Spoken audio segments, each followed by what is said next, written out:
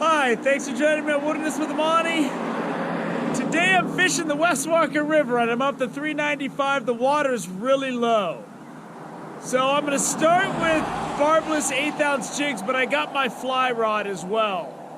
And I fished here about 4 weeks ago, several weeks ago, and I caught a bunch of fish.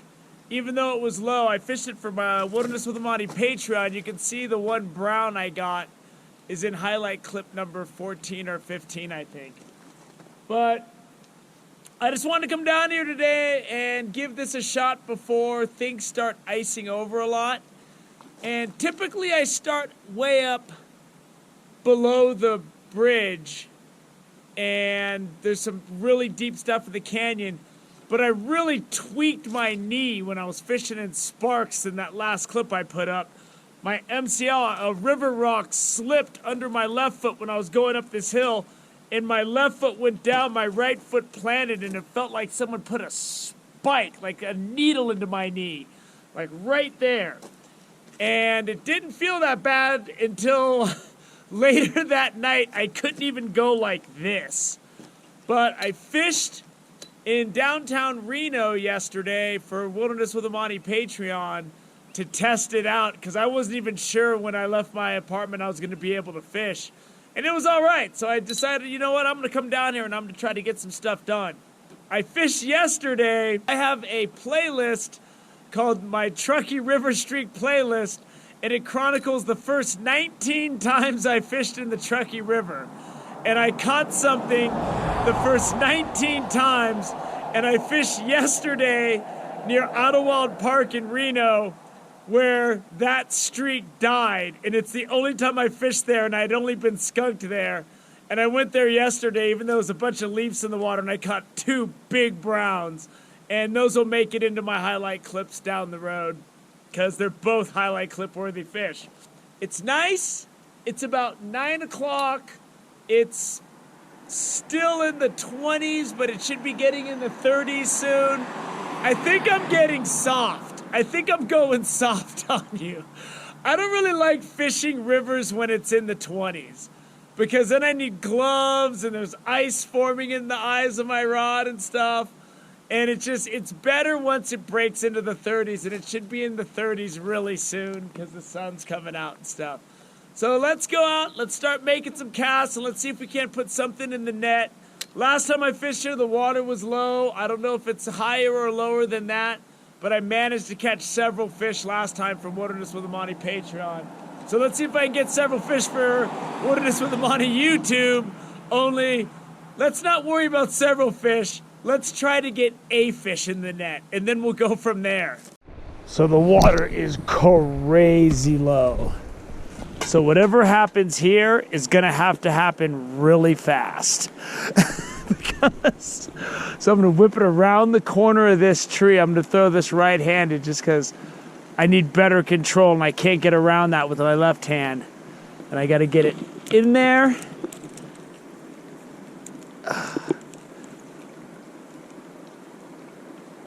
I mean, I'm looking for something big. When you're looking for something big in water like this, you cannot reveal yourself.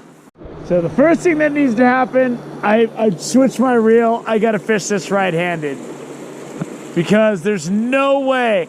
I've gotten pretty good with my left hand, but I gotta drop my jig into these tight windows, and that's not happening left-handed. It's just, I'm pretty good with my left hand, but I need more water than this in order to get that done. All right, the first thing I just discovered, once you get out in the water, there's some really thin layers of ice on some of these boulders. And I just slipped on it. And my knee did not like that. Didn't like it at all. Bald eagle right at the tip of that tree. And he's probably gonna fly away as I get closer. I've seen some fish and everything is just so spooky. I'm starting to think I might have to get my fly rod out. I gotta watch the ice on these rocks. I cannot slip. I can't slip on this stuff. Like this right here is covered with ice. See that? That'll kill you. Whoa, whoa, it's slippery. I gotta be careful here. There he goes. See that eagle flying away? There he goes. He's looking for some fish today, baby. The reason I'm sticking with the jig to this point is I can hit things from far away, but it's so shallow, it's hard to keep it in the water. And then once it gets out of the water, I get snagged on the boulders on the side. But I can get some good runs of some of these shoots. It's just everything is so afraid right now because the water's so low. I don't know what to do. It's like I just walked back and forth to my car to get my fly rod, then a jig, because I don't want to spoil anything good because I'm spooking the fish. But I have a couple of deep holes right here where this could be a good chance because I got a couple of boulders that can conceal me, and I got these bushes. But then I got the sun behind me, which is casting crazy shadows. So I just gotta be careful getting down here, because if I don't use my fly rod and I use my jig, even though it's not ideal, I can cast from a distance away. I mean, this is tough business. Like a big something, but I'm really far away and I'm fishing barbless hooks. I was casting my fly from a great distance. Oh, I can't rip up my knee. I gotta keep tension though. I threw a woolly bugger out there. Oh, hi. He's not huge, but he's a nice fish. I casted from really far to get this fish. And I'm fishing about a 4-foot leader. Whew, there he goes. He's trying to get downstream on me. I'm fishing a 4 feet leader because that's pretty much all I can do. Got him. I can't believe I got this fish in the net. And there he is. It's a nice rainbow, man. That is a nice rainbow. And it's all barbless in here now because we're after November 15th. And I'm throwing this big barbless woolly bugger. And this is just, it's not gonna be easy today. This fish is nice and relaxed. The water's ice cold. There's ice all over the place. So he's nice and strong. There's a lot of oxygen. I'm gonna go ahead and take him out and let you see him. I thought I was snagged at first because I cast him so far away. I'm gonna go back and show you what I did to get this fish. It was ridiculous.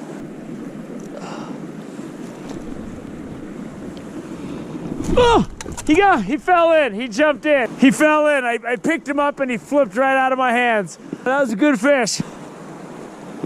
But sometimes, you know, when you let them get lively like that again, sometimes they're gonna jump right out of your hands, and that's what that guy did. So before I go down and try to get some of those other pulls, I hooked that fish way back here, and the pool's over there, and that's why I'm fishing a little, really short leader. And I made the cast over the rocks, because if you get any closer, you're gonna spook them in this low water. And I just threw it to the back of that pool, stripped it, and he just nailed it. And it was the big one. There was like 3 fish in the pool. I saw them all swimming around. I'm stuck on the ice on the edge of the rock. I saw them all swimming around, and the fish that I got was the big one in the pool. So I'm glad with that. Oh, now we're nipping. And I'm sitting down because I fell on some ice. So I decided to make a roll cast out there and see if I couldn't get something to hit this nymph. And I did. There he is. Nice little rainbow. He ain't the one I couldn't show you because I couldn't hold him still, but I'm gonna get him back in the water. There he is. And this water's really cold. and these fish are really vibrant. And I'm fishing about a 3.5 foot leader right now. I might even go shorter, because when you're dealing with low flow and tight window casting windows like this, whatever you learned in a fly fishing class ain't gonna work out here. There's no 8 to 10 foot leaders out here, because there's so many exposed boulders in between. If it gets even tighter than this, I will go down to 3 feet. I will make my leader like this long so I can get it in there and get it out. The only reason I have it as long as it is right now is because there's still some water that I'm seeing that's kinda bigger, where there's wider areas. But what I'm doing here is, I already went through this section with my woolly bugger, and I'm trying to climb around. I'm breaking through ice. But now that I'm on my way back up, I put this nymph on. So I'm first hitting him with the woolly bugger, and then I'm coming up here, I'm kneeling down and seeing if I can't get something to strike my nymph. And I'm just flipping it out there, letting it go. And I got my nymph on 6-pound test, because that's what I'm fishing the woolly bugger with. Because ultimately I want the bigger fish. You see, I was fishing that woolly bugger, I got that big rainbow to hit. And that's what I want. I don't want small fish. I don't care what the situation is. I want to try to get big fish out of here. Another one up the bottom of that pool. Another pool. See if I can get over here to the water and get him in. And I'm just drifting that nymph. Whoa, whoa, I just fell. I'm on my back. I'm on my back like a turtle. Skateboarding for years taught me how to fall. All right, let me get over here. All right. Come on, buddy. Ooh, that's a nice one. Nice one, nice fish. There he is. It's a nice rainbow right there. I'm gonna get him back in the water. Ooh, there he goes. And this water is freezing. And I'm just doing the same thing. I'm just fishing. I'm coming up on these holes behind rocks. So I'm using rocks as cover. And then I'm popping my nymph in. And it's going good. And it's slippery down here. I think I'm gonna get in my car and go down to where the sun is shining. My bead head is falling apart. I got like 2 or 3 of these with me. Going pool to pool with nymphs seems to be what I'm gonna make my living off of today for the most part. I mean, oh, he came off. He came off. I couldn't get him around this rock. And I'm just hiding behind this big rock, and I'm using it as cover. And I'm picking up fish, man. Hung up on the ice. He's hung up on the ice. Get off that ice. There's ice on the edge of the rocks. It's a real pain. There we go. There we go. Another nice rainbow. I had to do that one from a distance. He's ready to go. Let me get closer to the running water so I can let him go without having him get hung up in this shallow stuff. Oh, watch my knee, watch my knee! Get my hands wet. Take a quick glimpse. Get him into this ice cold water. There he is. Another nice rainbow, fat, dark colors, beautiful fish. Get it back in there. Nice, nice. There's a really big rainbow in here that's got a big red stripe. And I thought I had him. I threw a woolly bugger out there and drifted it through, but it was a brown. A brown got it. Ah! Oh, I was so disappointed when I felt the weight of him. It's a little brown. He's got a lot of growing to do. But I threw a nymph out there and it chased it, and it was swimming around all frantically once it got out in the open. It was freaking out. I think it's living right on the other side of these rocks right here. And I put on this woolly bugger and I'm just drifting it through and letting it sink, and that brown picked it up. I don't want that brown though. I want that big old rainbow. There's a big rainbow in there. I think he's spooked though. Darn it. That was a bummer. I thought I had him. I thought I had the big one. Another one. I thought it was the big one again, but it wasn't. I just can't win here. He's a one-hander. He ain't gonna sit still long, get him back in there. There he goes. Hit a pull where I could get my jig going. And I went for it. And you know what was waiting for me? Mr. Brown. Not a big brown, but a pretty one. It's a nice brown though. It's not the one I'm looking for. I'm looking for something bigger than this. Oh, he's ready to go. Look at him. He's trying to swim into that current right as it is. These big rubber nets are really nice for recouping fish. I mean, the water's ice cold, so the fish have a lot of resilience right now. So let's hold him up really quick, get my hands wet, and I'm gonna get him back in this water. There you go. Nice dark colored brown trout. Oh, he's got a little infection on his back fin. Yeah, his back fin's got an infection. Let me get this guy back in the water. There he goes. And this is the first pull where I can cast my line. And I got a huge rainbow in here. I have a clip on my Rivers Fishing playlist where I slide down. Half the pool was covered with ice and I was in my waders and I had to slide down off the rock to get him. I'm gonna try to go to the back end so I can fish this a little bit deeper. The water's really clear, slow, and deep in this pool. And I'm throwing my jig in and I'm watching 2 or 3 fish about the size of that brown. They're following it and they're circling it and they're smelling it, but there's nothing to smell, so they just don't bite it.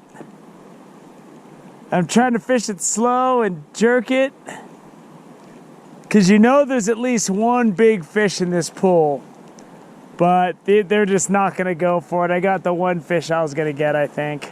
Thought they had me, but I put on a bobber and a nymph, and they had nothing, nothing, nothing, I tell you. They were being all snooty down there deep and they're swimming up, but I put on this bobber with the long leader. Oh, the hook came out right when he was in the net.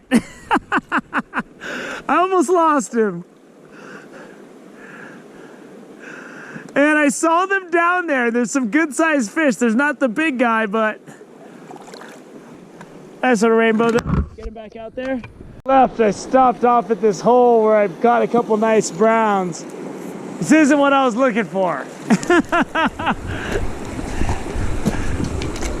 But I think this is a Lahontan, I'm not sure.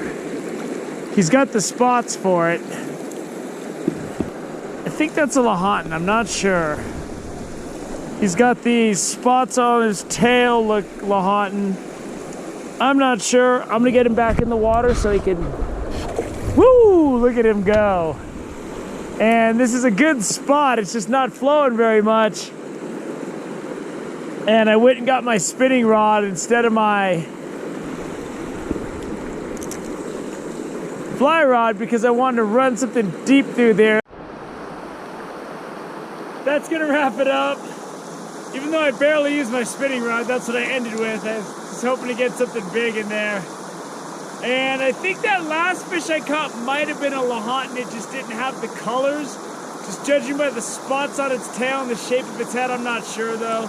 I know there's Lahantans in here, because if you look at my highlight clip number 8 or 9, there's a really bright red Lahontan I caught upstream a ways when the water was flowing good.